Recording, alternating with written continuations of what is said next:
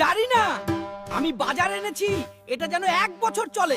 1 বছর না, আমি তোমাকে 2 বছর খাওয়াবো পচা মাছ দিয়ে। বিয়ার যে এত জ্বালা, আগে জানলে আমি বিয়েই করতাম না, বাপের ঘরেই ভালো ছিলাম, হাত ধুইতাম আর ভাত খাইতাম। এই ছেলেকে বিয়ে করে আমার জীবনটা শুকিয়ে যাওয়া তেজপাতার মতো হয়ে গেছে। বিয়ের সময় বলেছিল রানী করে রাখবে, এই বেডারে বিয়ে করে আমার জীবনটা তেজপাতা হয়ে গেল। বিয়ের সময় কইছিল কাজের বুয়া রাখবো, এখন আমারে দিয়ে আলু বাজায়। এই বেডারে বিয়ে করে আমার জীবনটা তেজপাতা হয়ে গেল। বিয়ের সময় কইছিল কাজের বুয়া রাখবো, এখন আমার এই কাজের বুয়া বানায় দিছে। বিয়ে করলে এত ভেজাল, আগে জানলে আমি বিয়েই করতাম না। করলে কেন? তাহলে বিয়ে না করলেই পারতে। কোথায় বিয়ে করলাম?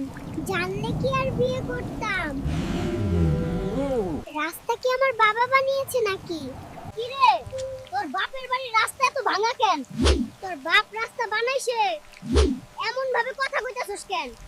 খাবার খাস, সব দামি খাবার, দুধ দিয়া সময় দিতে পারিস না।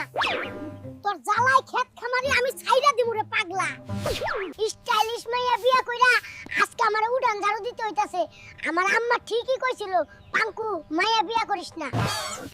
জরিনা, এইবার তো একটু ঘরের কাজে মনোযোগ দাও। সারাদিন মেকআপ করলে কি পেটে ভাত জুটবো নাকি? বল্টুল মিয়া, আমি কি তোমাকে বিয়ে করেছি বাসন মাজার জন্য? আমার বাবা মা ঠিক ছিল বিয়ে না করা। বল্টু মিয়া, আজ থেকে তুমি নিজের জামা কাপড় নিজে কাচবে। কেন বিয়ে করেছিলাম আমি তোমাকে? তুমি কোটিপতি হয়ে আমাকে আগের মতো ভালোবাসো না। বউ, আমার টাকাই তো ভালোবাসা, তুমি আর কি চাও? বালিশ লাগে যখন বউ আছে। ছোটবেলা থেকে বালিশ ছাড়া ঘুমাতে পারি না বউ, তাই নিলাম। বউ, আমি শ্বশুর বাড়ি এসেছি, তুমি আমাকে কি খাওয়াবে? তোমার জন্য কোনো খাবার নেই জামাই, তুমি ক্ষুধার্ত থাকো।